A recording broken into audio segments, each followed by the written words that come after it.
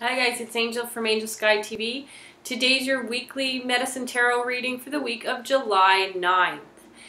So, we're just entering into a full moon in Capricorn, and it is kicking my ass all around town. I did not expect that at all because my moon in the natal position is in Capricorn. So I assumed, it would be easy breezy, but holy crap, like the whole week leading up to the moon, I felt like I wanted to die. The full moon itself literally put me, it's like I went into this deep, deep sleep, like I've been napping. I'm not a napper. I hate napping. It just drives me crazy to, waste my day sleeping, and I've napped for the last 3 days. And couldn't even stay awake, had to lay down and go to sleep. And I'm not sure what that's about. I don't have any idea why, but I have a feeling it has to do with the full moon. Usually around the full moon I do get more tired than usual. But this moon's been really weird. It's really been emotionally draining for me. Just really making me question some of the behaviors I've done in the past and currently, and just really making me analyze everything related to business. And I am a businesswoman. I have a lot of business endeavors. So that's been really just all this mental gymnastics just going through my mind, and really, really emotionally draining, a little bit of self-loathing and pity partying, and it's just not like me, and really, really shocked me because I always associate Capricorn moon with being disconnected from emotions and just being able to be objective.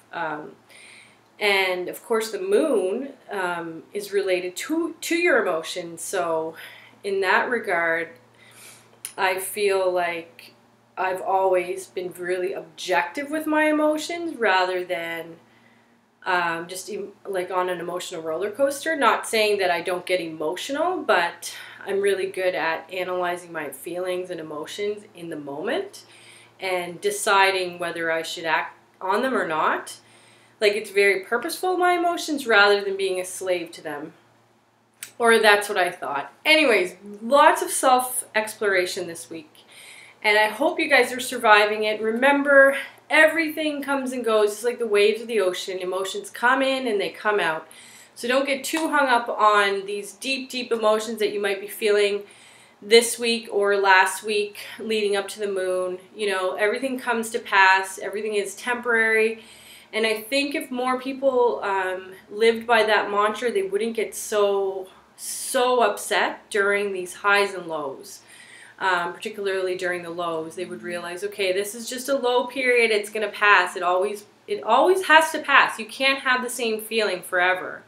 There's a range of emotions. You're going to feel them, and they will pass. They will, I promise. Now, that being said, the guides are talking about people who like to stay in certain emotions or who get stuck in certain emotions. You have to ask yourself, if you're constantly feeling the same things, or it appears that you're feeling the same things, or, for example, if you're really, really happy and then suddenly you're like, maybe I'm too happy, maybe I should start to think and focus on the things that make me miserable, and then you go right back into that misery again. Ask yourself why you're doing that, why you don't allow your emotions to naturally come in and out, because again, it is a choice. I believe choices are there all the time for us, whether we recognize them or not. Sometimes it might not feel like your emotions are a choice. They can come on really abruptly and it feels like it's out of your control.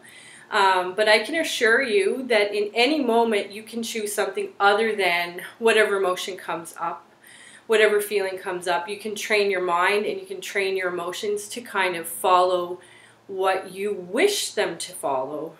For example, if you're feeling really anxious, rather than being stuck in that emotion and focusing on the things that are making you anxious, like not knowing your future, maybe being uncertain about your partner, whatever it is that's making you anxious, and maybe you don't even know what is making you anxious, you can just breathe like you're happy, and that will help your body to realign. It will help your hormones to realign, and it's a very powerful tool, the breath. And I teach this in my yoga classes, how to do that. We are starting some yoga classes at the boutique, so check out our website. They are coming up. There's a karma yoga class, I think, on the 27th of July. So check that out. And so you just pay what you can. You come in, and Shauna is going to be teaching, a new staff member I just hired. So it's going to be pretty exciting. And I believe my husband Al will be doing another karma yoga class in August, and I might even do one too at the end of August. So check that out. I'm gonna do the weekly reading. That's why you're watching. So we'll connect with the angelic realm, the earth elementals, and just ask them to guide our reading for the week of July 9th. See what see what's gonna happen for this week. All right. So the beginning of the week, we have the Unity card. So it's asking you, the guides are asking you to seek out people of like mind. This is really key right now, especially during these emotional highs and lows of the full moon. I think it's really important to surround yourself with people that make you feel that it's okay to be yourself, flaws and all. It's totally fine. Rather than, you know, you're already doubting, you might already be doubting yourself, you might already be, you know, participating in some self-loathing mental gymnastics. It makes more sense when you're in that sort of doubtful state of mind or frame of mind to put yourself around people that believe in you, that see the good in you, that see the potential in you, because that's going to help keep you in a good space, rather than, you know, you're already feeling bad about yourself and then you go hang out with people that just think you're, you know, don't see the good in you and criticize you. It kind of makes sense when I say it like that. It doesn't always make sense when you're living in the reality, because sometimes we're drawn to just people that we're used to. And if you're used to being criticized, if you were raised in a critical environment, it feels very comfortable to be around people that are critical. But that's not always a good thing for you. I mean, it's not that you're the guides are using the words that you're fragile, that you can't handle criticism. But sometimes when you're feeling fragile, it's best not to be around people that will, you know, throw stones at you and break your spirit, even worse. So it's talking also, the guides are talking about also comparing some of your traditional viewpoints and looking maybe to modernize some of the things that you are thinking and doing. So maybe look at some old beliefs, let them go, that aren't really working for you, that you've been hanging on to. That's another message that's coming up for the beginning of the week. I just got these mixed up here. So middle of the week, it's saying to walk away from dishonest associations or people that you know that just aren't good for you. And I already kind of talked about that, like not surrounding yourself or moving towards people that you might be used to or comfortable with, but just kind of, if you have to be alone for a while, if you don't have any supportive people in your life, don't worry. Don't feel even worse about that. That's okay, you know? It's better to be alone than to be around people that are just making you feel like absolute crap. And if you can't be alone with yourself and be happy, then it's going to be really hard for you to find people that want to be around you. Think about that. This is something I tell my 5-year-old constantly, you know. If I tell her, you know, if anyone's being mean to you on the playground, just, it's better to, you know, walk away and go play by yourself. And she's like, no, I want to play with someone. I'm like, no, you don't play with people that are mean to you, because you know, that teaches them to continue to be mean to you. And it's, you know, you have to walk away from that, even if that means you got to play alone. Playing alone isn't so bad. And it's the truth, you know, be alone. Be okay with being alone. It's much better, personally, to just be alone than to have people around you that just don't get you, that just don't understand you, that constantly criticize you and make you feel terrible. And you're not always going to be alone, so don't worry about it. Just, you know, don't reach out to people that you know are going to make your day terrible, that they're going to come and pollute your environment and your home by complaining and by shooting down every idea you might have. Go out and find new people is the message I'm hearing really strongly this week for those of you that might be feeling like you're not understood by anyone around you. This is a great place to be at, and see it as that. Don't see it as like, poor me, no one understands me, no one, you know, no one gets the ideas I have, I must be a loser. No, you're not. You just are not around the people that you need to be around. And with this global access to anywhere in the world, you know, you can always start a group on Facebook and invite people to it. Of like mind. There are many ways to reach out to people. You don't have to be so connected to the physical people in your environment anymore.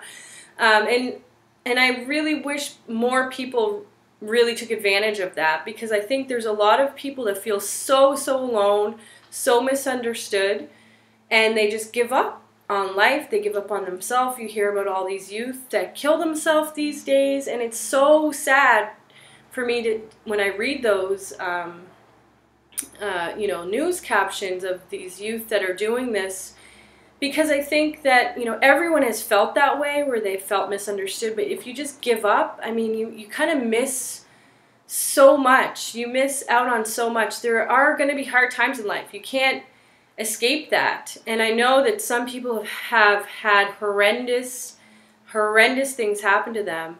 But honestly, we're all here on earth, and we did not come here just to come on a vacation. Like, there are things for us to learn and things for us to do, and no one escapes this world without any pain at all. So you're not alone. Everyone has experienced some form of pain. Others, it might appear to have more than someone else, or at certain times in their life they've had nothing happen to them.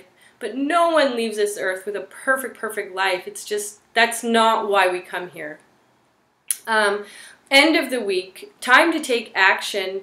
The Empress comes up. I really like the Empress card.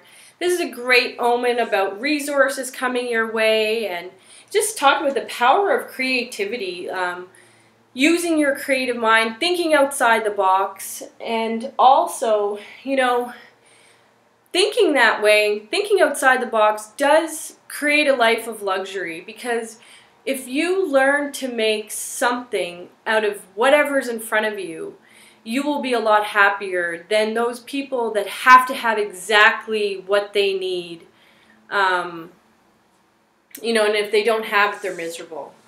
And it has to be this specific thing. I have to have the iPhone 6 Plus or whatever it is, rather than just making do with what you have and just being happy with whatever you have in front of you. Being resourceful is such a strength, and it's something you can all learn. We can all learn how to do that.